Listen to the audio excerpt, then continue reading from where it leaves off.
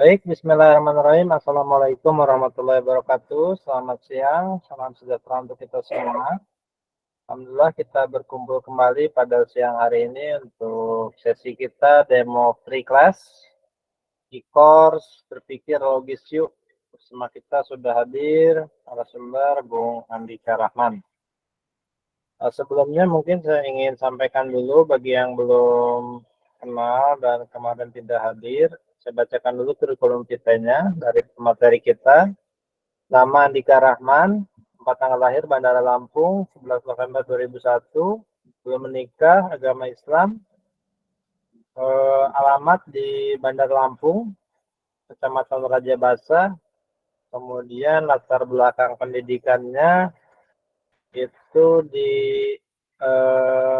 filsafat akidah dan filsafat Islam UIN Raden Intan Lampung, SMA 1 Bandar Lampung, SMP Al-Kautsar, SD dan TK juga Al-Kautsar Bandar Lampung. Kemudian pengalaman organisasi keyboardist tahun 2017 saat mengikuti ekstrakurikuler musik. Kemudian aktor utama ekstrakurikuler teater tahun 2017 sampai 2019. Kemudian juga anggota tim Olimpiade Seman 1 Bandar Lampung. Berbagai kompetisi pernah beliau ikuti, teater monolog tingkat SMA, tingkat provinsi, tingkat nasional di Aceh, kemudian Liga Teater tingkat SLTS seprovinsi Lampung, kemudian O2SN Kebumian, SMA tingkat Kota Bandar Lampung, Pesta Sains Nasional IPB dalam bidang matematika. Kemudian tahun 2022 Filosofi Festival Lomba Esai tingkat nasional juara 3. Sedikit gambaran tentang beliau, memahami logika mantik dengan sangat baik dan mempunyai pemahaman terkait teologi Islam, ilmu kalam di atas rata-rata.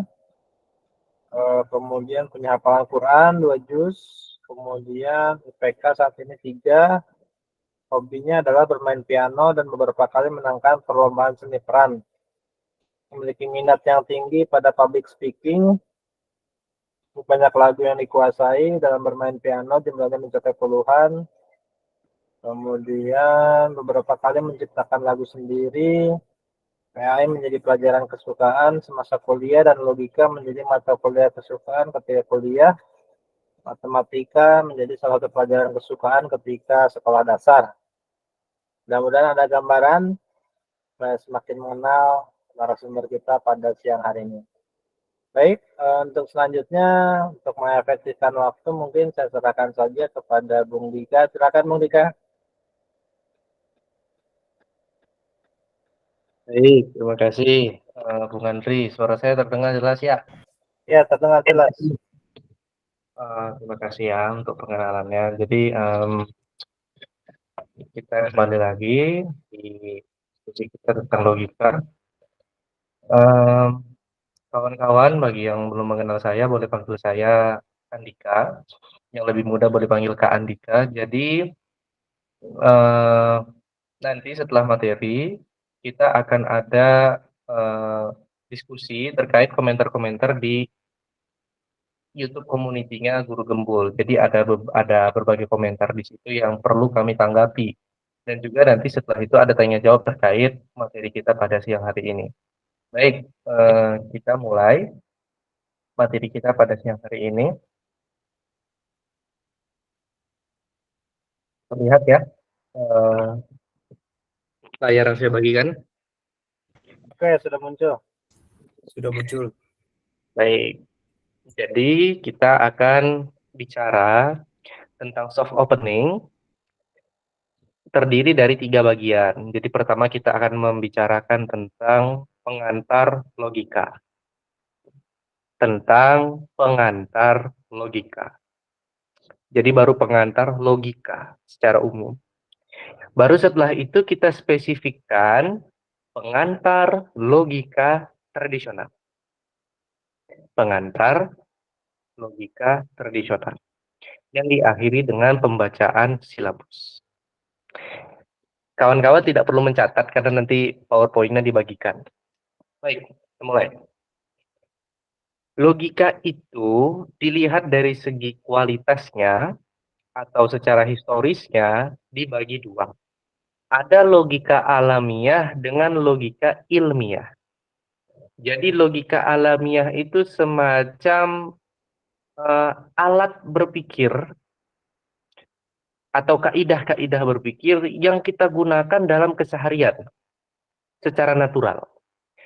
Jadi kalau kawan-kawan dalam keseharian suka bilang, wah jalan pikirmu nggak logis tuh. Atau kawan-kawan dalam keseharian bilang, kamu kalau bertindak dipikir dulu dong, pakai logika dong. Nah itu yang dimaksud adalah logika alamiah. Tapi ada juga yang disebut dengan logika ilmiah. Nah kalau ini lain lagi. Logika ilmiah ini adalah suatu studi tentang bentuk-bentuk penyimpulan yang valid. Jadi yang ingin dipahamkan di awal ini bahwa logika yang akan kita bahas baik di pre-class sekarang maupun di beberapa pertemuan ke depan di premium class itu bukan logika sebagaimana yang dipahami oleh orang-orang secara umum. Logika yang akan kita bahas itu merupakan suatu ilmu tersendiri. Logika yang akan kita bahas itu suatu bidang kajian tersendiri. Jadi jangan disamakan. Makanya saya agak tergelitik ketika membaca salah satu komentar di YouTube Community Guru Gempul itu. Saya sudah bisa berpikir logis katanya. Dia memberikan contoh bla bla bla bla.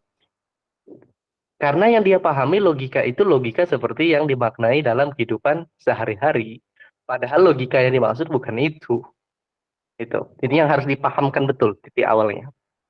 Nah kemudian logika ilmiah tadi nanti terbagi dua lagi. Ada logika formal dan logika material. Ini tidak usah dipusingkan. Kemudian logika formal nanti terbagi lagi. Ada logika tradisional dan logika modern. Intinya logika itu ada macam-macam. Mudahnya seperti itu. Adapun seperti apa itu Bang? Yang tradisional, modern, segala macam. Kita pelajari pelan-pelan. Nah, lalu apa sih itu logika? Ini nanti bisa dibaca sendiri di PowerPoint ya. Secara etimologinya, secara terminologinya. Tapi mudahnya, logika itu adalah studi tentang bentuk-bentuk penyimpulan yang valid. Ini, studi tentang bentuk-bentuk penyimpulan yang valid. Nah, logika yang ini, yang mau kita kaji itu yang ini, kawan-kawan. Dan logika ini merupakan salah satu dari cabang-cabang filsafat yang lain. Ada seorang tokoh namanya Katsov, beliau membagi filsafat itu menjadi 6 cabang. Ada metafisika, epistemologi, metodologi, logika, etika, dan estetika. Jadi logika ini salah satu cabang filsafat, bidang kajian di dalam filsafat. Nah kemudian, untuk memudahkan pemahaman, tadi mungkin masih agak blur. Logika itu apa? Studi tentang bentuk-bentuk penyimpulan yang valid itu maksudnya seperti apa? Nah, maka kita berikan contoh konkret supaya mudah memahami. Ada perbedaan antara logika dan epistemologi. Logika mengurusi valid-invalidnya suatu bentuk penyimpulan, sementara epistemologi mengurusi benar salahnya suatu proposisi. Jangan pusing dulu, nanti ada contoh mudahnya. Logika mengurusi bentuk dari suatu penalaran. Bentuk. Sementara epistemologi mengurusi isi dari suatu penalaran. Itulah mengapa logika disebut juga sebagai logika formal, sementara epistemologi disebut sebagai logika material. Kita lihat contohnya. Semua manusia tidak sombong. Iblis adalah manusia. Maka sah ditarik kesimpulan, iblis itu tidak sombong. Nah ini contoh penalaran yang logis, yang valid penyimpulannya, tapi isinya salah. Semua manusia tidak sombong, salah. Karena ada manusia yang sombong. Iblis adalah manusia, ini pun salah. Karena iblis itu jin, bukan manusia. Dan iblis tidak sombong, ini juga salah. Iblis itu sangat sombong, kan? Secara isinya, ini salah. Tapi secara alur penalarannya, sah. Kok sah, Bang? Coba perhatikan. Kalau memang semua manusia tidak sombong, dan memang iblis itu manusia, maka sah ditarik kesimpulan iblis itu tidak sombong. Jadi alurnya logis, valid, tapi isinya keliru. Ada yang kebalikannya. Alur penalarannya logis, alur penalarannya invalid, nggak logis. Alur penalarannya tidak logis, tapi isinya benar. Contoh, semua pisang adalah buah, betul. Kucing adalah hewan, betul juga. Maka Aristoteles adalah orang Yunani, betul juga. Secara isinya ini betul. Semua pisang itu buah, betul. Kucing adalah hewan, betul. Aristoteles adalah orang Yunani, betul. Tapi tidak ada hubungan logika di situ. Bayangkan, karena semua pisang adalah buah dan karena kucing adalah hewan, lantas kita menyimpulkan Aristoteles adalah orang Yunani. Nyambung nggak? Ini kan nggak nyambung. Jadi secara isi betul, nggak ada yang salah itu. Semua pisang adalah buah, kucing adalah hewan, Aristoteles orang Yunani, betul isinya. Tapi secara alur pemikiran nggak ada hubungan logika di situ. Karena semua pisang adalah buah, dan karena kucing adalah hewan, maka saya menyimpulkan Aristoteles orang Yunani. Ini ada hubungannya. Nah, ini yang disebut isinya betul, tapi alur pemikirannya nggak logis, nggak ada hubungannya. Nah ini, kalau yang atas kebalik, alurnya logis tapi isinya salah. Seperti itu. Misal lagi, semua laki-laki akan melahirkan. Misalnya, Andika adalah laki-laki, maka Andika akan melahirkan. Ini kan alur pemikirannya logis ini. Semua laki-laki akan melahirkan katanya. Dan Andika itu laki-laki, maka sah ditarik kesimpulan Andika akan melahirkan. Bentuknya logis, tapi meskipun kesimpulannya keliru, bagaimana mungkin Andika melahirkan? Kan seperti itu. Nah, jadi saya harap kawan-kawan di sini sudah mulai terbayang. Oh, itu loh bedanya benar salah dengan logis nggak logis. Benar salah itu mengurusi isi pernyataannya itu sesuai nggak dengan realita. Itu benar salah namanya. Dan itu urusannya epistemologi. Tapi logika nggak mengurusi benar atau salah, dia nggak mengurusi isinya itu sesuai realita enggak. Yang dia urusi alurnya. Karena berangkat dari informasi-informasi ini, sah ditarik kesimpulan ini. Nah, alurnya itu. Jadi logis nggak logis itu bicara tentang bentuk penyimpulannya, bukan isinya. Ini harus saya tekankan betul ini. Seperti itu. Saya harap paham. Nah, kemudian apa objek material dan objek formal logika? Objek material itu yang kawan-kawan dari bidang filsafat pasti nggak asing dengan istilah ini. Objek material itu adalah apa yang akan kita kaji. Objek formal apa yang ingin kita lihat dari yang kita kaji. Jadi kalau objek material logika bentuk-bentuk penyimpulan. Objek formalnya valid invalidnya suatu penyimpulan. Terus sejarah logika itu gimana sih, Kak, awalnya? Di Barat, logika itu sebagai sebuah bidang kajian tersendiri, itu berawal dari logika Aristoteles. Makanya disebut logika itu namanya logika tradisional, disebut juga dengan logika Aristotelian, karena pelopornya Aristoteles. Kemudian itu muncul juga logika dialektis atau dialektika. Nanti terbagi, ada dialektika idealis, dialektika materialis, dialektika mekanis. Ini yang akan saya bacakan ini tidak usah dipusingkan. Ini cuma untuk nambah wawasan. Oh, ternyata ada macam-macam sistem logika ya di dunia ini. Nah, nanti kita mengkerucut dari sekian banyak sistem logika di dunia, yang mau kita pelajarin itu logika tradisional. Logika tradisional ini logika yang paling banyak dipakai, paling lazim dipelajari ketimbang sistem logika yang lain. Jadi, nggak usah dipusingin, ini apa bang istilah aneh-aneh ini. Saya ingin menggambarkan, memberi gambaran, banyak loh sistem logika itu, seperti itu. Nah, ada juga namanya logika modern di Barat, atau disebut juga dengan logika matematika atau logika simbolik. Jadi kawan-kawan yang kuliah di FMIPA saya rasa bertemu dengan logika yang ini. Nanti ada logika klasik, disebut juga sebagai logika Frege-Russell atau logika standar. Nanti ada logika alternatif, logika non-klasik. Logika non-klasik itu banyak nanti isinya, macam-macam.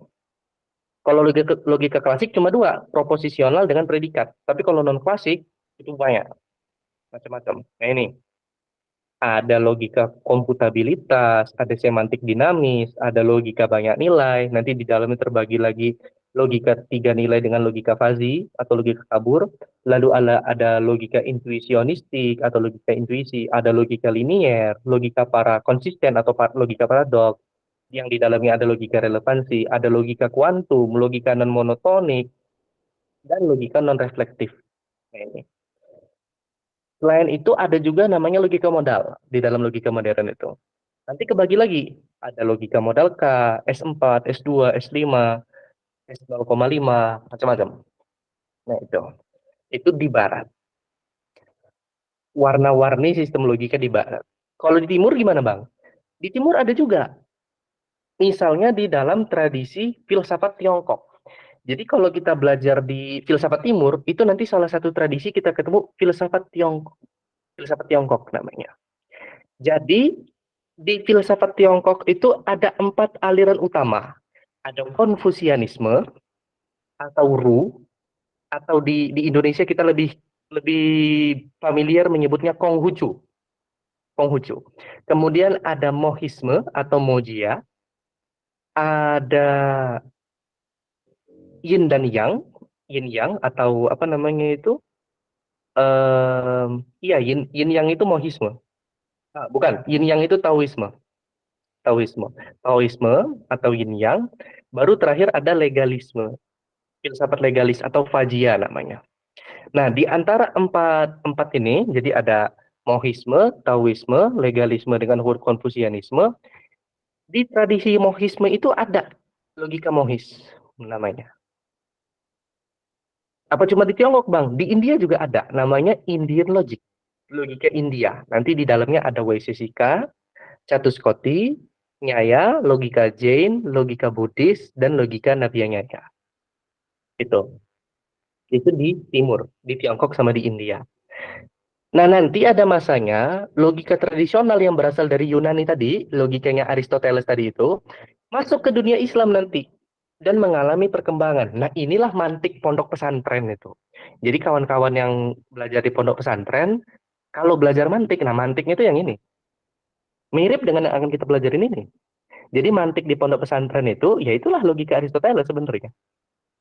Hanya saja apa kesan-kesan Arabnya itu lebih kental, kesan-kesan apa ya seperti di pernak-pernik, jadi terkesan lebih Arab dan lebih Islami gitu kesannya gitu. Nah, kemudian ini untuk kawan-kawan yang Muslim ya, khusus untuk kawan-kawan yang Muslim, karena saya rasa banyak kawan-kawan peserta kita yang Muslim yang mungkin itu ada yang mic-nya terbuka, itu coba ditutup dulu mic-nya ya sebentar. Nah, bagaimana hukum mempelajari logika dalam Islam? Karena saya tertarik untuk belajar logika, Kak. Tapi saya takut soalnya ada yang bilang logika itu haram. Ya, memang ada yang bilang haram. Tapi nggak mutlak. Ada banyak pendapat mengenai hukum mempelajari logika. Menurut Imam Al-Akhdari dalam kitab Sulamun Nawarok, setidaknya ada 3 hukum yang disematkan pada kita yang mempelajari logika. Pertama, ada yang bilang haram. Ada yang bilang haram. Ini menurut pendapat Imam Ibnu Salah dan Imam An-Nawawi. Tapi ini pun haramnya nggak mutlak. Mereka mengharamkan itu nggak mutlak. Mereka mengharamkan itu karena mereka mengharamkan logika yang telah tercemar oleh filsafat kalam yang menyimpang. Jadi yang sudah tercemar dengan filsafat atau kalam yang itu sudah menyimpang dari ajaran Islam, itu yang diharamkan. Jadi pengharaman ini juga nggak mutlak sekalipun yang bilang haram. Kemudian yang kedua, boleh aja, mubah. Pendapat ini disandarkan pada pendapat sebagian ulama. Salah satunya Imam Abu Hamid Al-Ghazali. Imam Ghazali. Beliau pernah berkata, siapa saja yang tidak mengetahui mantik atau logika, maka ilmunya patut diragukan. Itu terkenal sekali. Pernyataan Imam Ghazali di dalam kitab Al-Mustasfa. Kalau kawan-kawan mau rujuk, di kitab Al-Mustasfa, itu kitab yang menjadi babon di dalam bidang usul fikih. Di situ Imam Ghazali bilang, hadihi muqaddimatul ulumi faman la yahitu biha falati qatalahu bi ulumihi asla.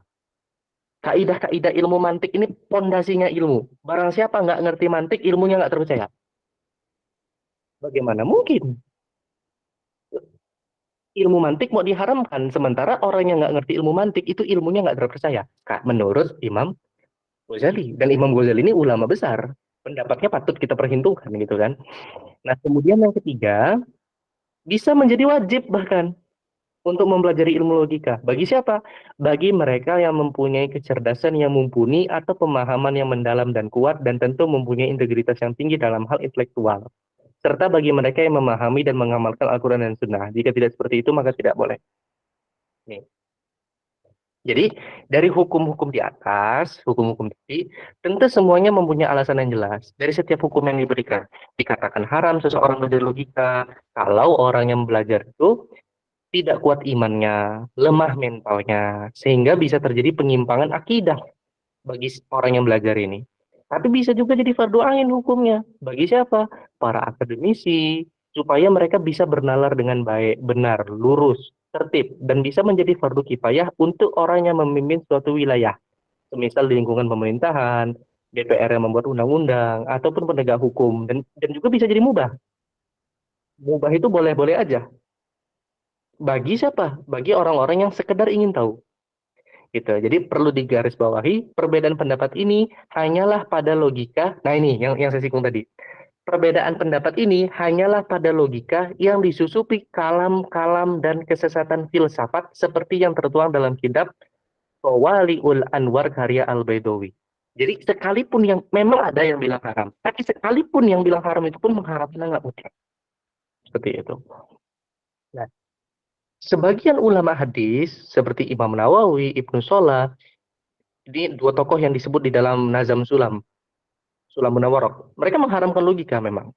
Di antara alasannya ialah logika membuat seorang muslim menjadi mudah mempertanyakan doktrin-doktrin keagamaan.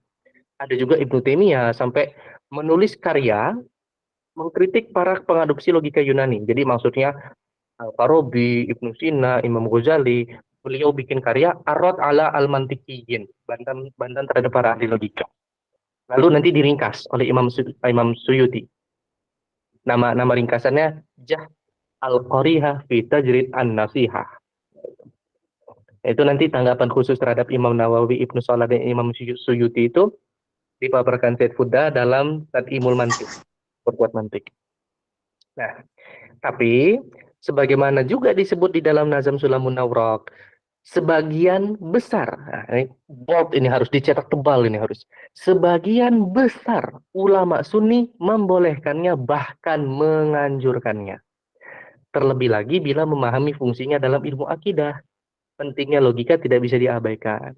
Fungsinya sebagai ilmu alat, yakni penertib pikiran, bahkan tidak bisa dihindari. Dengan demikian, justifikasi untuk mempelajari logika lebih kuat dibanding yang menentangnya. Jadi, logika itu ilmu alat. Alat apa, Bang? Alat untuk menertibkan pikiran. Jadi dia sama seperti gramatika. Gramatika itu studi tentang tata bahasa. Jadi, ketika kita ingin berbicara teratur, berbahasa teratur, kita perlu belajar gramatika. Karena gramatika ini alat penertib bahasa, ilmu tata bahasa. Mantik atau logika itu penertib pikiran, sebagaimana gramatika penertib bahasa. Jadi kalau kita pengen berpikir logis, lurus, maka kita perlu belajar ilmu logika. Seperti itu. Bang, tapi bukannya kita bisa ya, Bang, tanpa belajar ilmu logika kita berpikir aja gitu. Kan kita bisa berpikir alamiah aja, nggak usah pakai ilmu logika. Emang kenapa, Bang? Beda, kawan-kawan. Logika alamiah yang kita pakai sehari-hari itu kadang-kadang tersesat. Maka perlu pembimbingnya logika ilmiah, perlu rambu-rambu. Contoh, ketika kita lagi nasihatin orang misalnya, hey, kamu itu jangan suka begadang. Kalau kamu suka begadang, nanti kamu sakit misalnya. Kemudian orang yang dinasihat ini bilang begini, alah kamu anak kecil tahu apa. Nah ini juga salah satu cacat pikir. Itu logika alamiah tuh kayak gitu kadang-kadang. Jadi dia bukan membantah argumennya. Tadi benar kalau kamu suka begadang nanti kamu penyakitan, itu benar. Tapi karena dia nggak bisa bantah argumennya, akhirnya dia bukan nyerang argumennya, nyerang orangnya. Kamu anak kecil tahu apa? Misalnya kayak gitu. Jadi apa? Kalau di ilmu logika itu cacat pikir namanya. Nah, jadi Memang bisa, kita bisa berpikir-berpikir saja tanpa belajar ilmu logika bisa. Tapi logika alamiah itu kadang-kadang keliru, kadang-kadang tersesat. Nah, orang yang belajar logika ilmiah itu potensi dia melakukan kekeliruan berpikir itu lebih kecil karena dia tahu rambu-rambu cara-cara berpikir logis itu gimana. Ada ilmunya, gitu. Nah, ini kutipan tadi ya, Imam Ghazali tadi ya. Kemudian apa? Al-Akhdari dalam Nazam As-Sulamun Awraq nih ya. Mantik bagi pikiran ialah seperti nahu gramatika bagi bahasa. Ia menjaga pikiran agar tidak terpeleset dalam kesalahan dan mengikat tabir yang menutupi rumitnya pemahaman kan ya. Al-Akhdari. Tuh. Itu pengantar logika. Jadi saya harap sudah tergambar logika itu apa sih? Jadi logika itu kalau kawan-kawan susah memahami studi tentang bentuk-bentuk penyimpulan yang valid gak? Itu apa itu? Susah mahaminnya. Ya gampangnya gini deh. Logika itu suatu bidang kajian yang kalau kita belajar itu cara berpikir kita bisa logis. Nah, gampangnya seperti itu. Gampangnya seperti itu. Suatu bidang kajian, suatu studi untuk membimbing jalan pikir kita itu supaya lurus gitu loh. Kira-kira begitu. Nah, kemudian itu pengantar logika. Bagaimana dengan logika tradisional?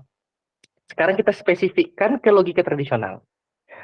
Logika tradisional itu, atau disebut juga sebagai logika Aristotelian, adalah logika yang pada awalnya disusun oleh Aristoteles, khususnya logika silogistiknya. Lalu dikembangkan oleh beberapa pihak lain, seperti kaum Stoa, para logikawan abad pertengahan, dan kawan-kawan, dan lain-lain. Jadi, apa itu logika tradisional? Logika yang dipelopori penyusunannya oleh Aristoteles. Titik. Itu logika tradisional. Nah, bagaimana sih kedudukan logika tradisional di dalam logika itu? Logika tradisional itu adalah salah satu sistem logika dari sekian banyak sistem logika yang ada. Nah, hanya ada 3 tradisi logika asli, yaitu logika Yunani, logika Cina, atau logika Tiongkok tadi itu, dan logika India. Nah, logika tradisional inilah logika yang berasal dari tradisi logika Yunani. Dan logika yang umumnya dipelajari, itu logika tradisional ini. Selain logika klasik, ada logika matematika. Nah, ini sejarahnya ya. Sejarah logika tradisional. Ini cuma sejarahnya. Jadi awalnya disusun Aristoteles, kemudian ada pihak lain yang mau kontribusi seperti kaum Stoa berkontribusi untuk apa yang kita sebut sekarang sebagai kalkulus proposisional, para logikawan abad pertengahan berkontribusi untuk masalah seperti referensi dan modalitas, kemudian apa namanya itu ilmu mantik yang berkembang dalam khazanah klasik Islam sebenarnya isinya mirip belaka dengan logika formal Aristotelian ini, seperti itu. Kemudian logika ini mendominasi subjek hingga abad ke-19, makin dikenal di abad ke-20. Ini sejarahnya aja. Nah, kemudian pembagian logika tradisional, ini supaya kita mudah belajarnya ya. Jadi, kita di sini mau belajar logika. Nah, logika apa? Logika tradisional. Logika tradisional itu belajar apa? Kan gampangnya gitu. Logika tradisional itu ada yang membagi jadi 2. Tasawur dengan tasdik. Tasawur, konseptualisasi, tasdik itu pembenaran. Jadi kalau tasawur itu nanti puncaknya kita bisa membuat definisi. Sementara tasdik itu puncaknya menarik kesimpulan. Jadi nanti kawan-kawan, logika tradisional ini 2 bagian, tasawur sama tasdik. Kalau tasawur, begitu kawan-kawan menguasai tasawur, kalian mampu membuat definisi. Itu puncaknya itu, kalian mampu membuat definisi. Kalau tasdik, itu nanti kalian mampu menarik kesimpulan secara sahih, secara logis, secara valid kalian mampu menarik kesimpulannya. Itu. Nah, tapi ada juga yang membagi jadi 3. Ada yang membagi jadi 3. Ada konsep, proposisi, dan penalaran. Tapi kalau yang membagi jadi 2 ini, ya proposisi itu sudah masuk ke dalam konsep, sudah masuk ke dalam tasawur. Gitu. Nah, kira-kira itu mungkin untuk pemaparan apa namanya materi. Saya kembalikan ke moderator. Ini kita bergeser kemana, Bang Andri? Apa pembacaan silabus dulu atau tanya jawab dulu atau mau menanggapi komentar di YouTube Community Guru Gembul dulu atau gimana? Mungkin pertanyaan dulu mungkin ya Bung Dika ya. Nanti setelah itu sambil dibahas satu-satu kalau tidak ada pertanyaan untuk komentar di YouTube community. Baik, mungkin kita masuk dulu ke sesi diskusi dan tanya jawab. 3 penanya dulu mungkin. Silakan rekan-rekan kalau ada pertanyaan.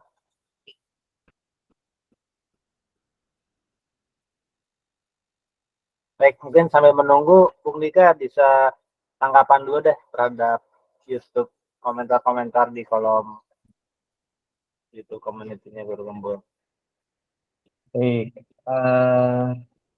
jadi begini kawan-kawan, saya dan rekan-rekan kolega saya bahasa kerennya itu melihat di YouTube community-nya Guru Gembul itu ada beberapa komentar yang menurut saya dan kawan-kawan itu perlu dijawab. Jadi di antaranya adalah ada yang berkomentar begini, saya sudah bisa berpikir logis. Ada yang bilang begitu. Oh, mikir logis saja kok perlu bayar, katanya. Barangkali dalam bayangan si penanya ini, berpikir logis itu dengan logika alamiah. Barangkali si komentator itu belum paham ada yang namanya logika ilmiah. Bahwa yang dibahas di sini adalah logika ilmiah, suatu studi tersendiri, bidang kajian tersendiri. Karena ini memang perlu dipelajari. Bukan alami dari dalam dari diri kita. Itu memang kalau kita mau menguasai itu perlu belajar memang. Seperti itu. Jadi kalau dibilang, jadi jangan mudah sombong lah. Saya sudah bisa berpikir logis gitu. Iya, kalau logisnya mungkin logis yang dimaksud logika alamiah. Jadi maksudnya apa ya? Hati-hatilah dalam berkomentar. Jangan-jangan kita komentar padahal kita nggak tahu maksudnya apa gitu. Kemudian ada juga yang bilang logika itu bisa. Nah ini saya paling paling paling membekas sama komentar yang ini. Logika itu bisa membuat ateis katanya. Kita berpikir dengan Al-Quran dan syariat. Ada yang bilang begitu. Sekarang saya balik.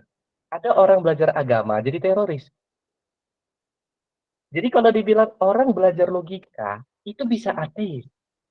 Sekarang saya balik pertanyaannya. Saya balik komentarnya. Ada orang belajar agama itu bisa jadi teroris. Iya, ada orang belajar agama Islam, dia belajar agama Islam hasilnya jadi teroris. Oh, berarti kita nggak usah belajar agama. Itu kan kesimpulan yang konyol. Itu ya, tapi saya yakin kawan-kawan yang hadir di kelas ini kawan-kawan yang nalarnya lebih, kawan-kawan yang lebih bijaksana. Jangan sependek itulah kita menalar. Jangan sekonyol itu.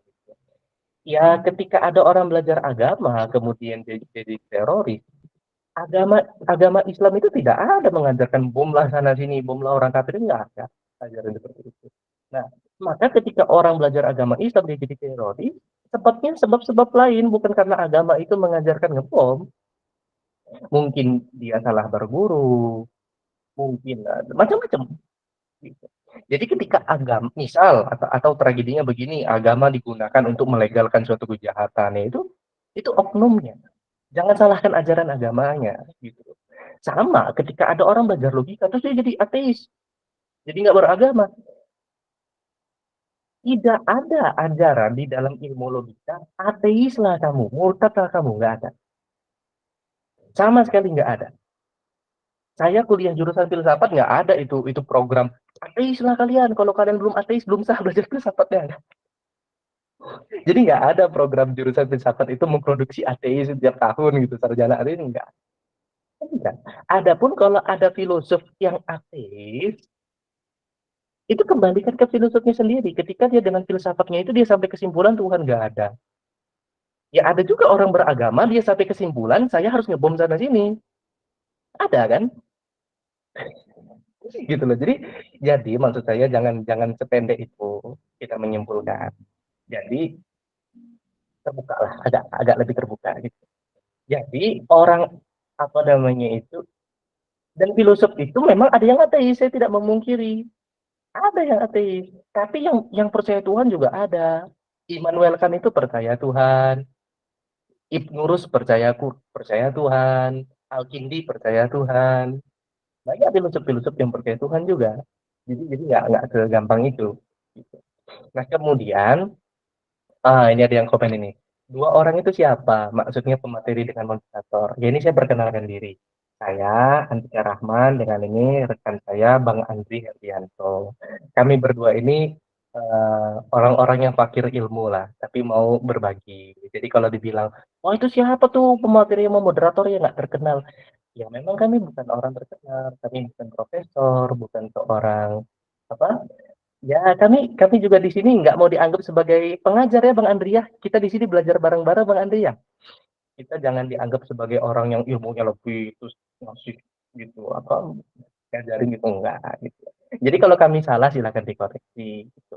Nah, cuma apa namanya? Kami mahasiswa filsafat gitu aja. Saya mahasiswa filsafat S1 semester 6. Kalau rekan saya ini Bang Andri ini mahasiswa filsafat S2. Sudah S2, lagi ngambil S2 mahasiswa filsafat juga. Nah, tentunya pemahaman kami tentang logika itu berbeda dong dengan kawan-kawan yang nggak kuliah filsafat. Tentunya beda dong. Ya nggak? Kalau ternyata kita kuliah filsafat terus koleksi buku-buku logika, ternyata pemahaman kami tentang logika sama dengan kawan-kawan yang nggak belajar logika, sama nggak kuliah filsafat, yo, buat apa ada program filsafat kan gitu loh. Nah, kami itu ingin sharing, ingin membagi apa yang kami dapat kepada kawan-kawan supaya bermanfaat, supaya orang-orang Indonesia berpikirnya bisa lebih logis, lebih baik, kira-kira seperti itu.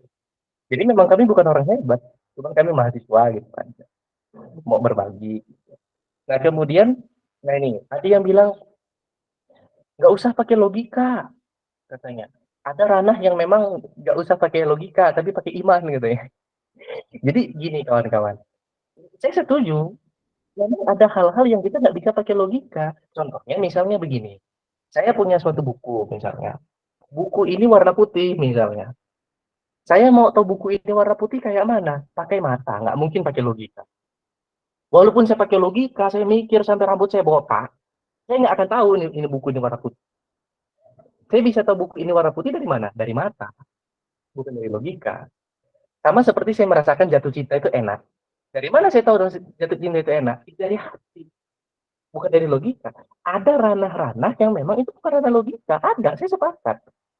Cuma jangan dipungkiri, ada juga ranah yang perlu pakai logika. Jangan pukul rata. Jadi mentang-mentang logika kita terbatas, nggak semua bisa pakai logika, terus nggak usah mikir, nggak usah belajar logika, ya nggak gitu. Jadi ada ranah, kapan ini ranah dipikir, ini ranah dirasa, ini ranah di apa diimani, ini ranahnya dipikir. Ada ranah-ranahnya masing-masing. Nah, tempatkan sesuatu pada tempatnya gitu. Jadi jangan, makanya saya lucu, saya pernah ketemu sama orang, dia bilang kayak gini, eh agama itu nggak bisa dilogikakan. Dia ngasih argumen apa? Dia ngasih argumen Isra Mi'raj itu nggak bisa dilogikakan. Satu, dia ngasih satu kasus. Tapi dia mengeneralisir seluruh persoalan agama itu nggak bisa pakai logika. Itu, itu dia ngasih contoh satu, karena satu ini nggak bisa pakai logika, dia pukul rata semuanya nggak bisa pakai logika. Nggak bisa pakai logika. Gitu loh. Jadi kawan-kawan, maksud saya ada memang logika itu terbatas. Ada yang bukan wilayah logika. Tapi ya ada yang perlu dipikir itu ada. Jadi kawan-kawan, kalau kawan-kawan merasa Tuhan itu nggak bisa dipikir, nggak bisa dirasionalkan, agama itu nggak bisa dipikir, nggak bisa dirasionalkan, itu hak saudara, itu hak Anda. Dan kami di sini sama sekali tidak mengajarkan untuk memikirkan Tuhan, memikirkan agama. Enggak.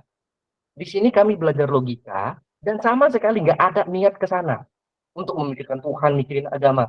Entah kenapa ketika ngomong filsafat, ngomong agama, itu kok langsung ke Tuhan, ke agama, bayangan orang-orang gitu loh. Padahal filsafat itu banyak. Ada filsafat pendidikan, ada filsafat hukum, ada filsafat ilmu, ada filsafat manusia, ada filsafat macam-macam gitu loh. Jadi kawan-kawan maksud saya, ketika kita belajar logika gitu ya, udahlah ada ranah-ranah yang diimanin. Tuhan itu nggak usah dipikir, agama nggak usah dipikir. Kami juga nggak nyuruh kalian mikirin itu. Kami juga nggak nyuruh masalahnya gitu loh. Jadi oke lah, kalau Tuhan sama agama bisa dipikir enggak, itu lain persoalan. Tapi bidang-bidang yang lain, apa salahnya kita berpikir logis? memikirkan pendidikan, memikirkan politik, memikirkan ilmu pengetahuan, memikirkan hukum. Apa salahnya kita berpikir logis di situ? Jadi kalau kawan-kawan nggak suka dengan logika ketuhanan, logika agama, nggak suka dengan filsafat ketuhanan, filsafat agama, cukup yang ini yang kalian pangkas. Jangan semua filsafat sampai berpikir logis di pendidikan, nggak di hukum, nggak ada, jangan. Gitu. Jangan pukul rata. Gitu. Oh, kemudian ini pertanyaan berikutnya, sertifikatnya buat apa? Nah ini, jadi sertifikatnya nggak sia-sia kawan-kawan. Jadi kawan-kawan yang mahasiswa terutama itu ada kampus, saya nggak tahu ya semua kampus atau sebagian kampus, tapi ada kampus yang menetapkan regulasi kalau mau lulus, mau wisuda sarjana ya, itu perlu sertifikat berapa gitu. Entah sertifikat lomba, entah sertifikat panitia acara, entah sertifikat ikut webinar seminar. Jadi kepake sertifikat ini untuk kelulusan nanti misalnya. Kepake. Kemudian, oh ini untuk guru gembul, itu nanti dikomentari oleh Bang Andri. Kemudian ada juga semakin berpikir semakin tak menemukan jawabannya. Jadi nggak usah dipikir. Nah, ini kan pengalaman pribadi. Ada orang yang berpikir ketemu jawabannya. Kemudian, oh ini banyak di YouTube yang menyediakan beginian secara gratis. Artinya banyak di YouTube ya yang menyediakan loh kajian tentang logika begini tapi secara gratis. Mungkin ada yang berpikir begitu. Ngapain kita belajar logika ikut webinar bayar mahal misalnya. Padahal itu juga nggak mahal menurut saya. Untuk berapa kali pertemuan itu nggak mahal bagi saya itu harga itu. Cuma ingat kawan-kawan, kalau dirasa cukup download PDF, baca PDF, atau kalian nonton YouTube, itu tidak akan sama dengan kalian ikut webinar ini yang kami buat ini. Kenapa? Kalau Anda baca PDF atau Anda nonton YouTube, tidak ada jaminan pemahaman kalian benar. Mungkin kalian nonton tapi nggak paham. Gitu loh. Apa ya? Tempat nanya juga nggak ada. Kalaupun paham, entah betulan paham atau kalian salah paham. Tapi di sini pemahamannya bisa dijamin, kita bisa belajar bareng-bareng. Ada tempat bertanya, kalau nggak paham bisa langsung nanya ke saya atau ke Bang Andri, bisa. Kalau di YouTube, di PDF kan baca sendiri, nggak ngerti juga ya udah selesai. Dan lagi kawan-kawan, untuk belajar logika, belajar apapun lah, termasuk belajar logika, itu nggak bisa satu sumber, apalagi sumbernya cuma PDF, cuma YouTube, nggak bisa gitu loh. Kenapa? Karena sumber tersebut belum tentu akuntabel, juga belum tentu lengkap, belum tentu mutlak benar, belum tentu semuanya benar gitu. Karena saya pernah baca buku logika, ternyata isinya nggak lengkap. Saya menemukan bagian yang nggak lengkap itu di buku yang lain justru. Atau ada isinya salah ketika saya bandingkan dengan buku yang lain. Artinya kita perlu membaca banyak buku. Nggak cukup satu dua buku, kita perlu banyak referensi, lalu kita bandingkan. Baru kita bisa punya pandangan yang cukup utuh, punya pemahaman yang apa ya lebih akurat. Tapi kalau baca satu dua buku, PDF, nonton YouTube doang ya jadi ada hasilnya. Nah, makanya kayak saya beli buku banyak betul ini ada Mantik 1, 2, ada ini buku logika berpikir sehat, ada Mundiri sampai 2 cetakan, ada apalagi ini, ada pengantar logika Karomani, Madilog dan Malaka sampai apa ini logika proposisi apa konstruksi konsep proposisi dan teori, ada pengantar logika dan segala. Saya beli buku-buku logika ini buat perbandingan, nggak cukup satu buku seperti itu kawan-kawan. Jadi jangan kalian berpikir oh sama aja saya nonton YouTube aja download PDF aja nggak akan sama. Gitu. Apalagi kita basicnya dari orang di luar filsafat. Tentu beda ketika kita belajar dengan orang yang memang mahasiswa filsafat betulan. Pasti beda. Gitu. Jadi kawan-kawan apa namanya itu respon saya terhadap komentar-komentar di apa YouTube community-nya Guru Gembul itu seperti itu. Karena mohon maaf menurut saya itu perlu dijawab. Seperti itu. Nah, saya kembalikan ke Bang Andri. Mungkin yang tanggapan tentang guru gembul itu Bang Andri mau menambahkan? Ya, saya sempat baca itu di YouTube community itu ada yang komentar guru gembul banyak mengkritisi pendidikan, ujung-ujungnya kok malah mempromosikan seminar gitu ya. Jadi komentar saya itu begini, jadi ketika guru gembul mengkritisi pendidikan Indonesia itu bukan berarti semua pendidikan itu jelek dan nggak perlu gitu kan ya. Cuman ada yang perlu diperbaiki, ada yang perlu direformasi kan begitu. Dan kalau berdasarkan penilaian guru gembul bahwa ilmu logika ini, critical thinking ini penting dan perlu dipelajari karena jarang ditekankan di sekolah. Jadi itu hak beliau kan untuk turut mendukung program ini. Dan selain itu juga kalau ada hal-hal yang perlu dikomentari harusnya kan ke kita langsung ya, ke kami gitu. Jangan ke guru gembul karena beliau hanyalah membantu mempromosikan gitu. Mungkin itu komentarnya tentang beberapa. Ada banyak sih memang, cukup banyak juga tanggapan. Selanjutnya mungkin silabus dulu ya, Bung Tika ya. Iya, boleh. Ini belum ada yang mau bertanya ya, belum ada yang angkat tangan gitu atau komen gitu di room chat. Hadir di kolom chat ada kayak sebentar. Ya, tanya jawab aja dulu lah, biar gak bosen. Tanya dulu ya. Sebentar.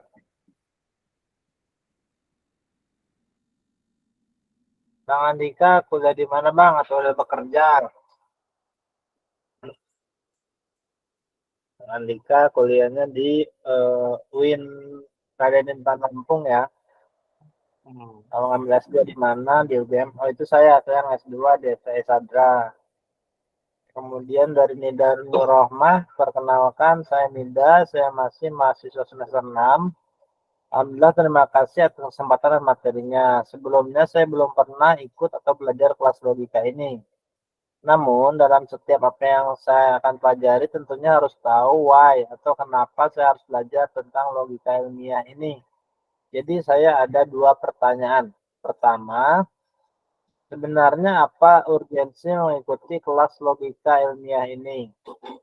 Kemudian yang kedua, lalu jika dikaitkan dengan tema di pamflet, di course Critical Thinking 21st Century Skills itu maksudnya bagaimana hubungan logika ilmiah dengan keterampilan berpikir kritis abad 21? Jadi ada dua pertanyaan dari Nida Nur Rohmah. Yang pertama, urgensi mengikuti kelas logika ilmiah. Urgensinya, Bung Dika, silakan.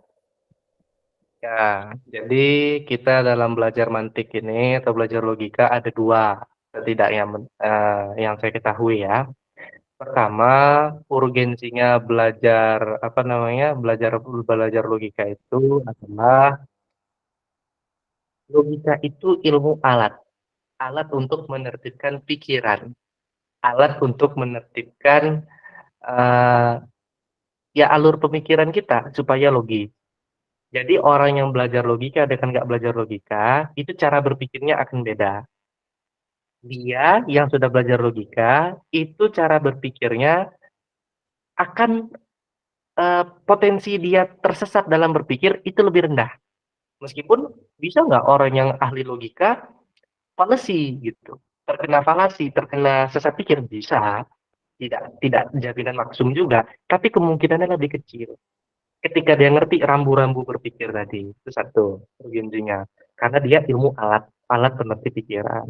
Urgensi yang kedua, logika itu adalah landasan argumentasi bersama. Ini, kita bisa berargumentasi dengan banyak hal. Kita bisa berargumentasi dengan pengalaman misalnya. Tapi pengalaman itu nggak universal. Pengalaman itu hanya bagi orang-orang yang punya pengalaman serupa atau orang-orang yang percaya sama cerita kita. Di pohon itu tuh ada kuntilanak loh misalnya. Oh iya oh iya saya pernah lihat. Orang itu bisa percaya kalau dia pernah lihat juga atau dia percaya sama cerita saya itu. Kalau nggak bisa. Itu pengalaman. Atau pakai agama. Apa buktinya kalau Tuhan itu ada? Oh ini buktinya. Buktinya Tuhan itu Esa mana? Ini buktinya. Qul huwallahu ahad. Kalau dia orang Muslim bisa saya kasih Quran. Tapi kalau dia orang non Muslim dia nggak percaya Quran. Nggak bisa kita kasih argumen pakai Quran. Nah makanya kita butuh alat argumentasi, alat untuk berargumentasi dengan siapa saja. Itulah logika.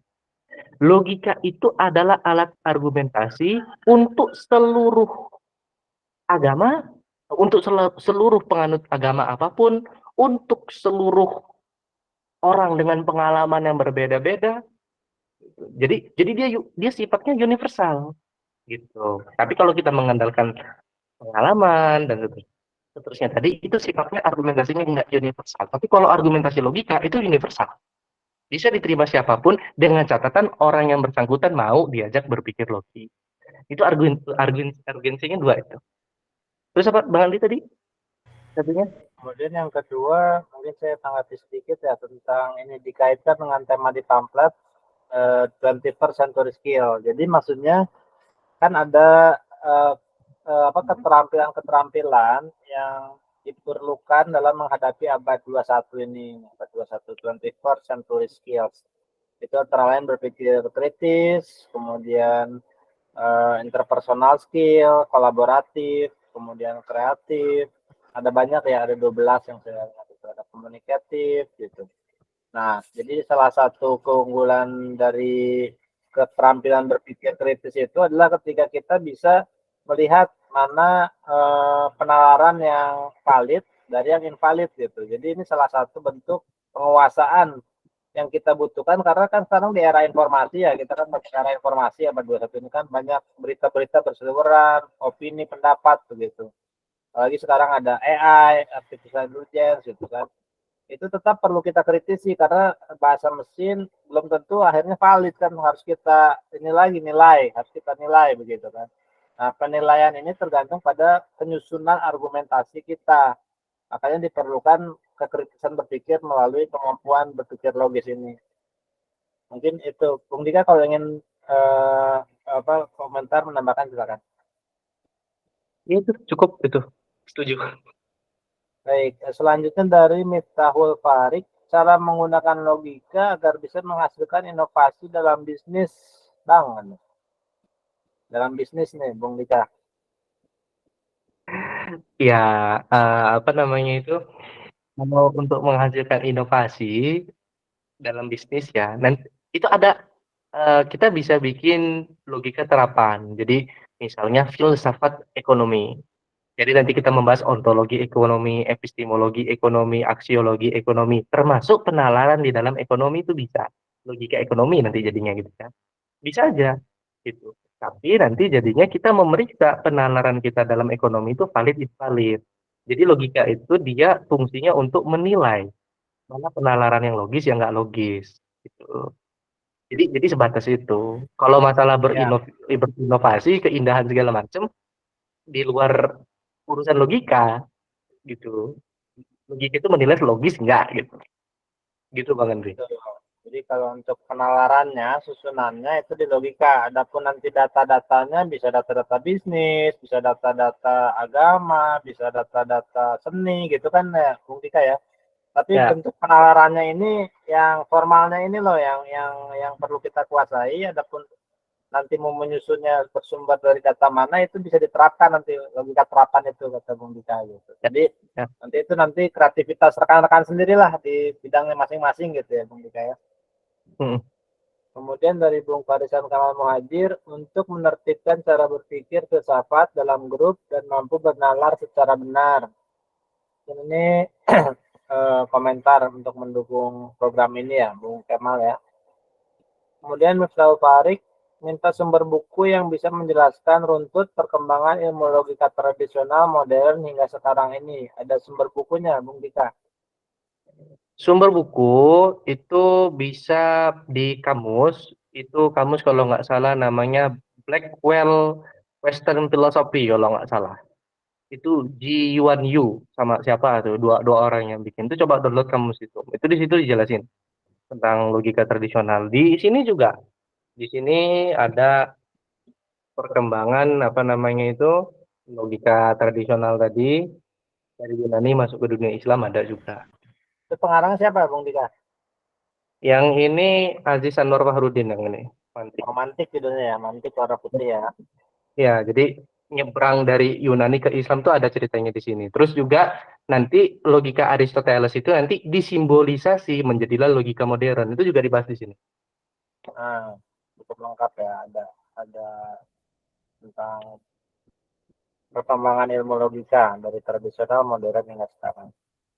Baik, kita lanjut. Kemudian dari Bung Tomospa lanjut ke silabus nanti sebentar ya, Bung Tomospa ya. Kemudian Bung Farisan Kamal lagi. Logika materi ini bagus sebagai sarana berpikir pragmatis terutama kelas ini ditertibkan untuk mempunyai kebiasaan berpikir metodologis dasar dalam kehidupan sehari-hari. Betul. Kemudian dari Muhammad S, saya ingin bertanya kepada Bung Andika, apa yang menjadi tolak ukur para filsuf dalam membuat aturan-aturan logika? Oke, ini masuk materi ini. Ya, aturan-aturan logika tadi dibuat dengan apa ya? Dengan logika alamiah. Nah, ini kan jadinya blunder. Loh, kita logika alamiah kita bisa tersesat. Makanya logika alamiah itu perlu dibimbing oleh logika ilmiah. Nah, tapi logika ilmiah ini sendiri dibuat berdasarkan logika alamiah yang tadi katanya bisa salah. Saya rasa nanti ke situ arah pertanyaannya. Ini kan blunder gitu ya. Iya, logika apa namanya? Logika alamiah kita itu kadang salah. Nah, jadi semacam apa ya? Logika tradisional ini semacam suatu sistem gitu ya, sistem berpikir begitu yang eh, bukan satu-satunya. Dia salah satu sistem berpikir dari sekian banyak sistem logika. Seperti itu. Nah, makanya nanti ada sistem logika yang lain yang hukum-hukumnya berbeda dengan logika tradisional. Nanti ada yang bilang bahwa apa namanya asas penyisihan jalan ketiga itu tidak berlaku misalnya, seperti di logika non klasik misalnya. Itu bisa aja gitu loh. Jadi berdasarkan apa para filosof itu menetapkan kaidah-kaidah ini? Iya berdasarkan logika alamiah. Seperti itu. Nah, begitu mereka punya pendapat berbeda, ya bisa jadi sistem logika yang beda lagi. Tinggal soal kita mau pakai sistem logika yang mana.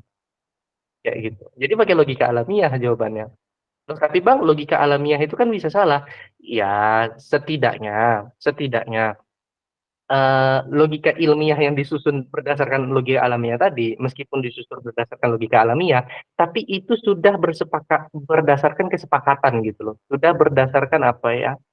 Berdasarkan pertimbangan-pertimbangan yang lebih matang. Ketimbang ketika kita berdebat dalam keseharian gitu ya, logika kita alamiah aja gitu. Oh gini, oh begini, begini. Oh nggak logis ini gini. Itu kan spontan ya. Tentunya logika ilmiah yang didasarkan pada logika alamiah juga sebetulnya. Tapi tentunya logika alamiahnya itu berbeda. Itu sudah berdasarkan pertimbangan-pertimbangan yang lebih matang, kesepakatan yang lebih lebih kuat lah jadi gitu. Ketimbang logika alamiah yang dalam sehari-hari kita berdebat gitu saja. Gitu. Tapi berbeda begitu. Jadi bisa beda Bang, ya bisa. Makanya ada macam-macam sistem logika. Cuman yang kita pelajarin ini sistem logika tradisional yang apa ya? Logika tradisional ini logika yang paling umum dipelajari. Kayak gitu. Bang, saya mau belajar juga Bang logika selain logika non tradisional. Ya, makanya nanti bikin program satu lagi undang saya lagi. Nah, itu apa namanya? Jawaban saya. Jadi dari logika alamiah, tapi tentunya dengan pertimbangan yang lebih matang gitu. Ya, jadi tolak ukur aturan logika ini adalah logika alamiah dalam artian itu udah hasil riset, di riset gitu kan. Ahli logika ini meneliti ini kalau proposisi subjek dan predikatnya dibalik, misalkan itu hasilnya gimana. Dan kemudian diuji ke materialnya, ini hasilnya cocok nggak nih gitu. Kemudian mereka berdiskusi, akhirnya ketemu ternyata hasil penelitiannya seperti ini, rumusan-rumusan bakunya begitu. Jadi nanti bisa diuji kembali oleh rekan-rekan, dikritisi juga kan, ini benar nggak nih, kenapa kok kayak gini, nanti punya kesempatan juga untuk bereksperimen juga dengan proposisi atau kalimat-kalimat logika itu tadi. Nah, kemudian izin tanya, apakah webinar ini dapat sertifikat? Untuk sertifikat khusus untuk yang premium class ya, karena kita harus melihat apa namanya absensinya, begitu kemudian juga apa penguasaan seperti apa, nanti ada tugas-tugas ringannya baru bisa kita terbitkan sertifikat untuk premium class. Kemudian dari Bung Farisan Kemal, minimal punya bekal buat tahun depan untuk menghadapi pilpres. Iya ya, biasanya kalau menjelang pilpres tuh rada-rada banyak berita-berita yang perlu diwaspadai ya, karena kampanye-kampanye itu perlu lebih dikritisi juga. Kemudian dari Diki Kamil, permisi, apakah rekaman Google Meet-nya akan diupload di cloud? Ya, nanti akan diupload dan akan bisa diakses oleh rekan-rekan di grup WhatsApp-nya ya, nanti linknya disampaikan. Oke, ini ada Bung Fajar. Silakan Kak Fajar, Ketua Siralu. Monggo silakan. Oke, Assalamualaikum semuanya. Kenalin, saya Fajar dari Siraru. Ya ini apa ya? Mungkin lebih pengen ngobrol aja dikit kali ya. Nah, logika ini berhubungan dengan skill kita dalam berimprovisasi nggak? Karena berimprovisasi itu memang dibutuhkan sih di beberapa waktu untuk mencegah kita ngeblank gitu, terutama dalam presentasi atau kita bicara depan publik. Bagaimana, Bung Andika? Ya, tentunya sangat dibutuhkan. Ketika kita bicara depan publik itu kan berarti kita mengeluarkan statement-statement, gitu kan, mengeluarkan pernyataan-pernyataan, kan begitu. Nah, ketika kita mengeluarkan pernyataan, di situ kita mungkin juga berargumen dan seterusnya. Nah, itu yang mengevaluasi apa? Itu yang mengevaluasi logika. Makanya ketika kita apa namanya itu menguasai ilmu logika, tentunya skill bicara kita juga kita makin pede ketika kita ngomong itu. Jadi ketika kita membuat argumen, kita yakin, kita lebih yakin dengan argumen kita. Kita yakin argumen kita itu kuat karena sudah berdasarkan pertimbangan-pertimbangan kaidah-kaidah logika tadi. Lu susah lu mau bantah argumen gua logis. Nah, misalnya kayak gitu. Argumen gua datanya kuat, jalan pemikirannya logis segala macam. Seperti itu. Nah, sebaliknya, begitu kita punya lawan, lawan debat atau lawan diskusi, lawan bicara seperti itu ya. Ketika kita menguasai kaidah-kaidah ilmu logika, kita lebih mudah untuk mengevaluasi jalan pikiran dia. Oh, kamu nggak logis nih sesuai hukum berpikir yang ini. Oh, kamu ini nggak ini. Itu lebih gampang. Gitu. Jadi itu menambah percaya diri kita, memudahkan kita mengevaluasi juga mana argumen yang valid yang invalid, juga memudahkan kita mengirim argumen secara baik gitu. Sangat ngaruh, sangat ngaruh. Makanya orang-orang kayak Rocky Gerung yang pinter, yang jago banget silat lidah itu ahli logika itu. Rocky Gerung itu. Gitu. Oke, mungkin sedikit ya, ini sedikit. Jadi ini kan tanpa disadari mungkin kita tuh menggunakan logika, ada yang menggunakan logika secara baik, ada juga yang menggunakan logikanya itu ya secara alamiah aja, ada juga yang lebih mengedepankan doktrin gitu. Sebenarnya dari kita belajar ilmu logika itu bisa masuk kemana-mana dalam hal apapun. Ini contohnya, mohon maaf ya, misalnya dalam pendekatan kepada cewek aja misalnya, ini buat yang anak muda ya, itu tuh kita bisa menyimpulkan sebuah kesimpulan dari informasi yang datang secara acak gitu. Kemudian kita bisa menentukan sifat-sifat apa yang harus kita lakukan biar nggak salah. Nah itu tuh sangat dibutuhkan dan itu terasa waktu saya berbicara di depan anak-anak Siraru gitu kan. Saat berbicara di depan Pak Guru Gembul dan berbicara di depan orang banyak. Itu sangat terasa. Jadi ada beberapa improvisasi-improvisasi yang saya lakukan karena saya menyimpulkan sesuatu dari data acak yang saya lihat gitu. Oh ini audiensnya kayak gini, oh ini audiensnya gini. Nah itu kan untuk berbicara di depan publik ya. Bisa juga untuk berbicara face to face gitu. Untuk teman-teman yang pengen jadi negosiator, berpikir secara logis ini sangat dibutuhkan karena kita akan ke depannya gitu ya. Kita tuh bisa menerka gitu, bukan menerka apa ya? eh, Menggambarkan isi pikiran atau keinginan dari lawan bicara kita dalam bernegosiasi. Oh, misalnya udah kelihatan ini si bapak ini maunya apa? Oh, kalau misalnya begini, maka begini. Oh, si bapak ini tuh maunya kayak gini. Jadi kita harus bersifat seperti ini. Oh, cara untuk menghadapi orang yang agak pemarah tuh caranya begini. Logisnya begini. Nggak mungkin kita dengan cara yang doktrin kayak gini. Kalau misalnya apa-apa selalu jawabannya agama, dibenturkan dalam agama, tuh semua orang nggak masuk. Kayak gitu sih. Ya mungkin sedikit tambahan dari aku gitu aja. Thank you. Oke, terima Ya, kasih. terima kasih banyak Bung Fajar. Ya. Baik, mungkin saatnya pembacaan silabus, Bung Dika. Baik, sebelum pembacaan silabus tadi saya ingin menambahkan dari Bung Fajar tadi, saya setuju tidak semuanya melulu pakai agama gitu ya.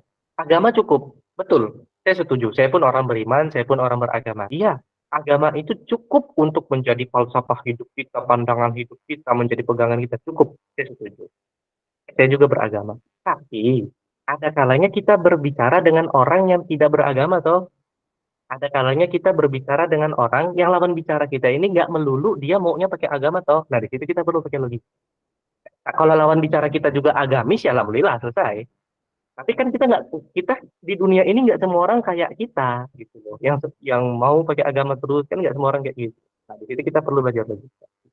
Oke, dan juga untuk kawan-kawan apa? Saya lihat ada loh Kak rombongan-rombongan yang menamakan diri sebagai, ya nggak usah saya sebut merek lah. Kan ada sih rombongan yang dikit-dikit bid'ah itu ya. Itu kan mereka kan nggak suka ya sama mantik, sama logika, sama filsafat. Nah, padahal tanpa mereka sadari juga, mereka itu pakai logika loh. Misalnya seperti ketika mereka mengeluarkan hadis yang paling mereka sukai, seperti kullu bid'atin dolalah, wa kullu dolalatin finnar gitu ya. Semua yang bid'ah itu sesat, semua yang sesat ke neraka. Kemudian mereka ngelihat tahlilan. Tahlilan ini menurut mereka bid'ah, maka tahlilan ini sesat, kata mereka gitu. Nah, pertanyaan saya, di hadis tadi itu lafaznya kullu bid'atin dolalah wa kullu dolalatin finnar, nggak ada lafaz tahlilan di situ. Bagaimana mereka bisa menghubungkan hadis tadi dengan peristiwa tahlilan? Pasti pakai logika. Itu kan hukum berpikir. Semua yang berlaku pada sesuatu yang berlaku pada suatu kelas pasti berlaku bagi seluruh anggota kelasnya. Karena sesat tadi disifatkan kepada seluruh bid'ah dan tahlilan ini salah satu bid'ah, maka sifat sesat tadi disematkan kepada tahlilan juga. Kan itu logika sebenarnya. Tapi mereka nggak sadar. Mereka nggak menyadari sebenarnya, maka pakai logika. Bahkan kalau menurutnya Bang Andri, orang yang nggak suka sama logika, ada yang harusnya pakai iman, nggak pakai logika segala macam, itu kan kesimpulan ya. Itu kesimpulan mereka. Mereka bisa nyampe kesimpulan itu juga melalui suatu argumentasi kan, suatu premis, suatu pijakan awal juga kan. Nah, jadi mereka mengharamkan apa ya? Mereka mengharamkan logika, nggak suka logika itu pakai logika juga sebenarnya. Mereka bisa sampai kesimpulan itu. Itu apa namanya? Respon saya. Oke, kita lanjut ke pembacaan silabus ya, kawan-kawan ya.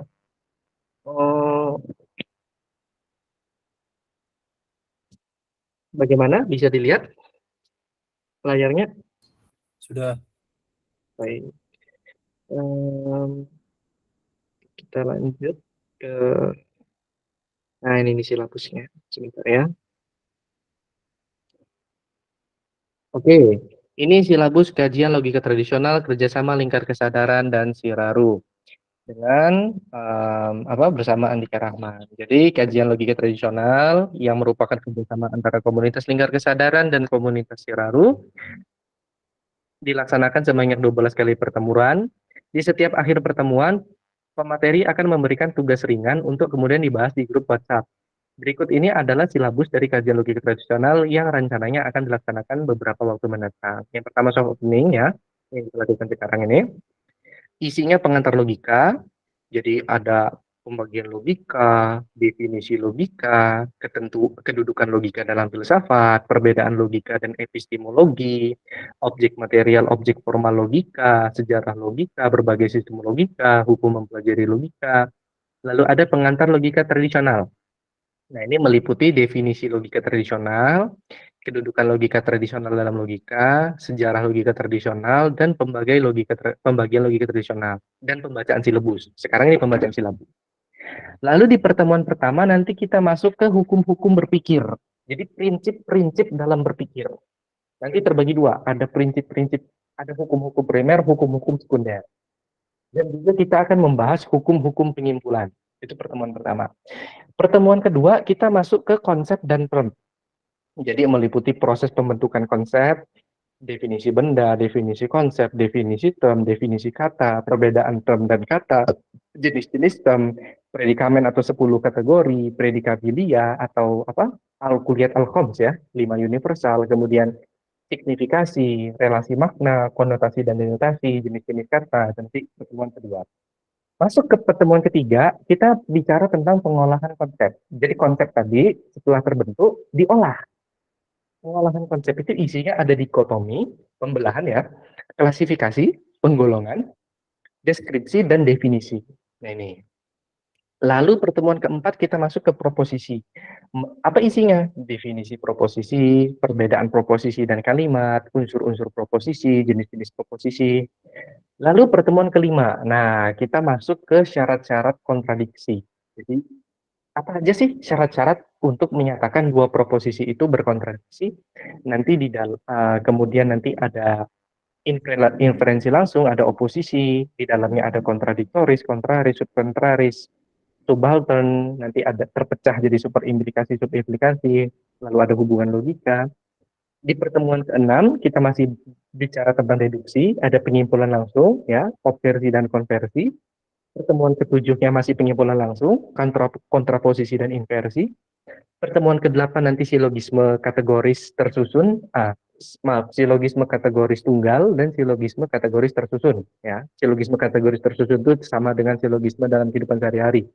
Jadi nanti kita membahas aturan-aturan pendefinisian silogisme kategoris, hukum-hukumnya, kemudian bentuk-bentuk standarnya, lalu entimena, epikirema, polisilogisme, sorites, dan seterusnya. Kemudian pertemuan ke-9 kita membahas silogisme hipotetis, nanti ada silogisme kondisional dan hukum-hukumnya ya. Kemudian ada silogisme disjunktif, silogisme konjungtif, dan dilema, serta juga silogisme ekuasional. Ini jarang dibahas yang terakhir ini, silogisme ekuasional. Kemudian ke-10 kita masuk ke induksi, ada generalisasi induktif dan analogi induktif.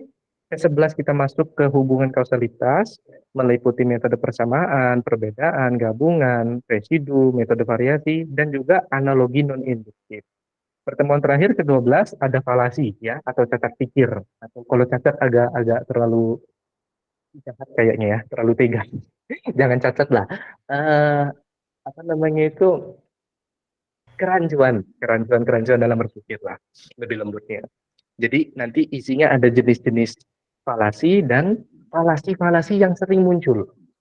Itu dalam berargumen tuh sering-sering muncul kesesatan-kesesatan. Kita bahas yang sering-sering muncul.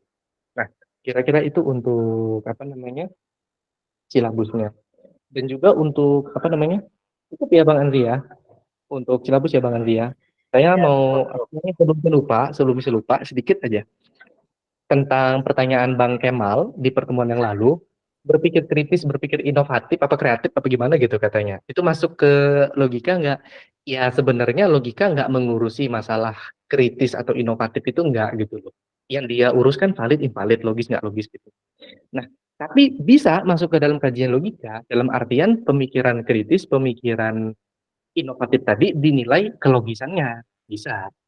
Tapi tetap yang dinilai valid invalidnya tetap bukan bukan kekreatifannya gitu loh.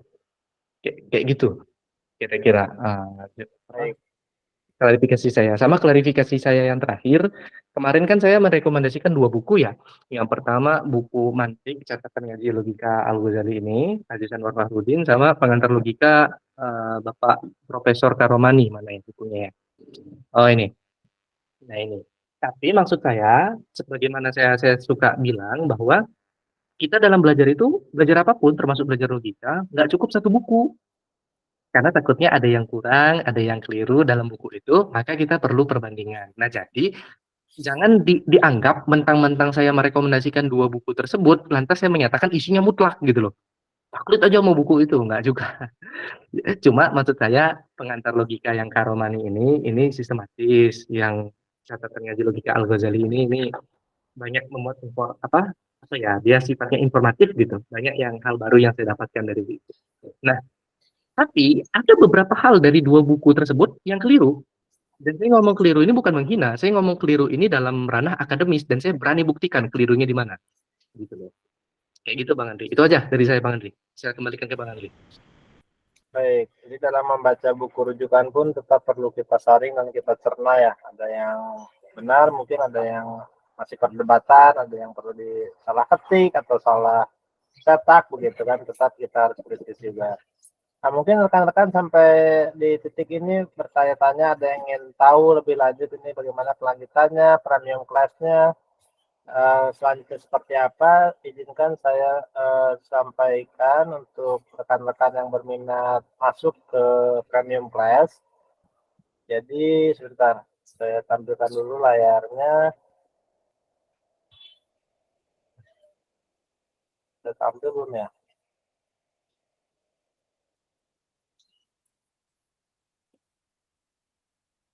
Nah ini, Ya, terlihat. nggak hilang ya? Sebentar, hilang lagi.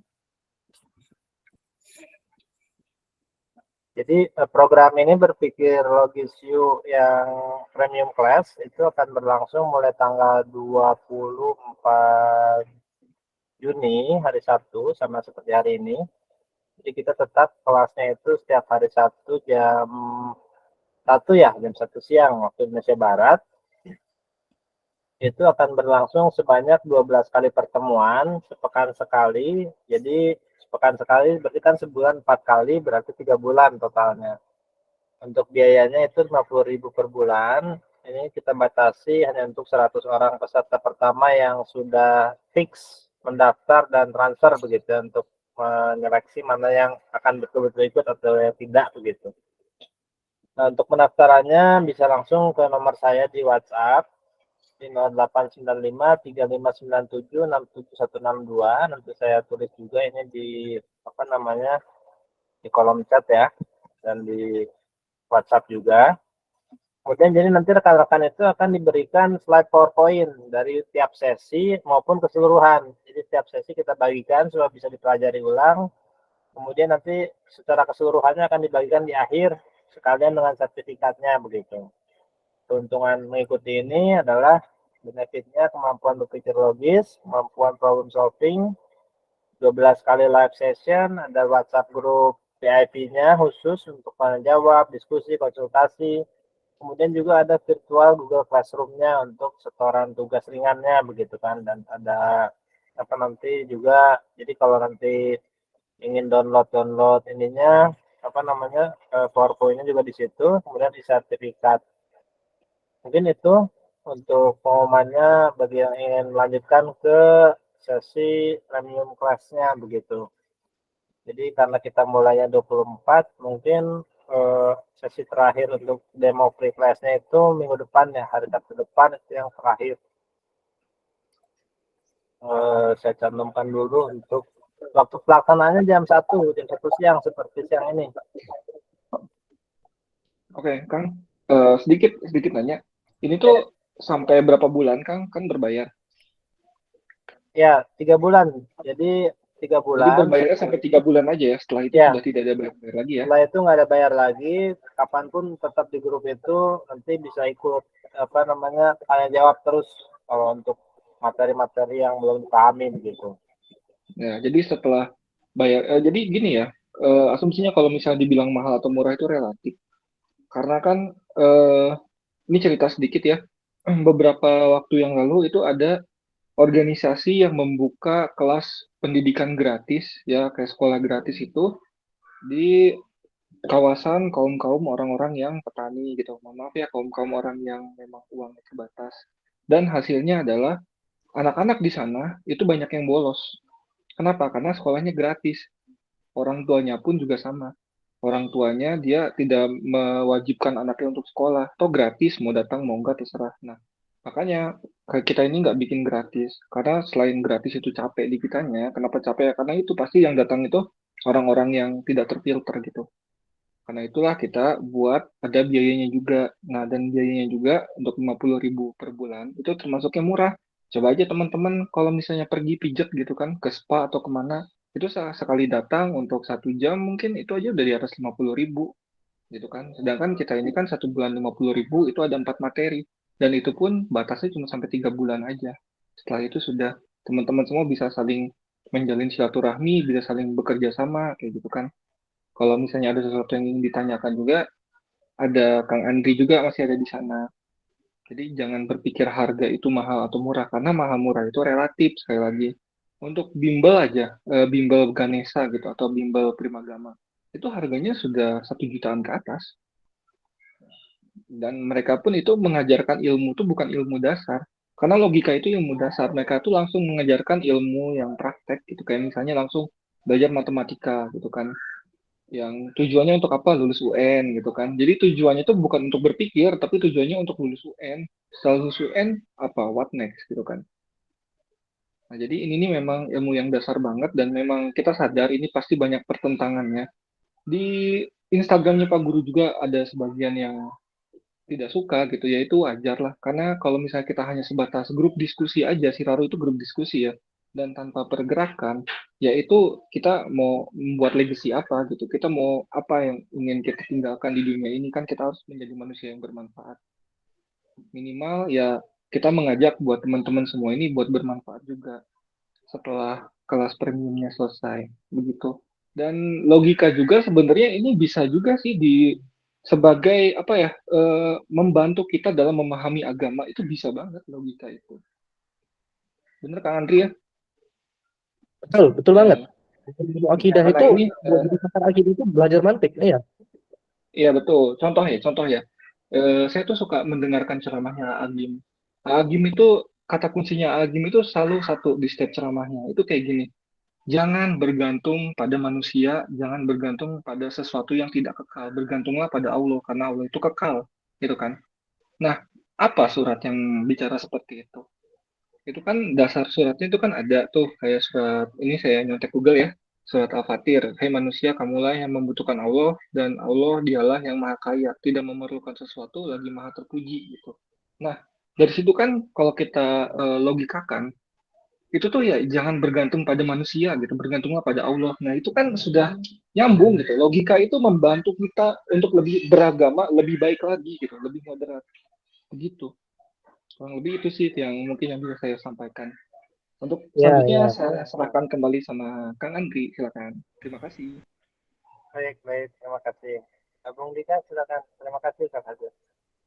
Ya, terima kasih Kang Fajar ya. Jadi betul itu yang disampaikan oleh Bung Fajar ya. Seperti kita melihat keadaan alam ini, bahwa alam ini pasti ada yang menciptakan, lalu kita sampai berkesimpulan ada Sang Maha Pencipta itu Tuhan, itu kan logika juga gitu loh. Bahkan di dalam agama Islam, di dalam Al-Quran itu kan kita ditekankan berpikir gitu loh. Jadi jangan dipikir logika itu sesuatu yang, aduh, kayaknya anti agama, enggak. Bahkan Quran sendiri menekankan berpikir, dan logika itu studi tentang berpikir. Seperti itu, kawan-kawan. Dan jadi kalau kita berlogika ya kita sedang melaksanakan perintah Quran justru ketika kita belajar logika, ketika kita berpikir itu seperti itu. Dan apa namanya itu tadi ya, ketika dibilang wah kalau kita berlogika bisa jadi ateis, ya saya balikan tadi ada orang belajar agama bisa jadi teroris. Ya itu kan bukan bukan belajar agamanya, tapi kamu belajar agamanya bener enggak? Gitu. Kira-kira gitu. Baik, baik. Sepertinya kita sudah di penghujung acara. Kita masih ada satu sesi request lagi. Namun bagi teman-teman yang ingin booking seatnya ya supaya nggak kesalip sama yang lain gitu, segera hubungi saya di nomor WA itu dan ada formulir pendaftarannya. Nanti bisa komunikasi langsung untuk selanjutnya begitu. Dia akan dibuatkan grup khusus untuk teman-teman yang masuk di grup premium. Kita mulai tanggal 24. Baik, mungkin saya cukupkan sekian Bung Dika ya, Kak Fajar. Terima kasih rekan-rekan sekalian sudah hadir dari awal sampai akhir. Saya tutup saja. Terima kasih semuanya. Selamat siang. Assalamualaikum warahmatullahi wabarakatuh. Salam sejahtera untuk kita semua. Selamat beraktivitas. Terima kasih. Waalaikumsalam wabarakatuh. Ya, waalaikumsalam. Terima kasih semuanya. Terima kasih Kang Andri, Kang Andika. Terima kasih semuanya. Saya izin live. Dadah.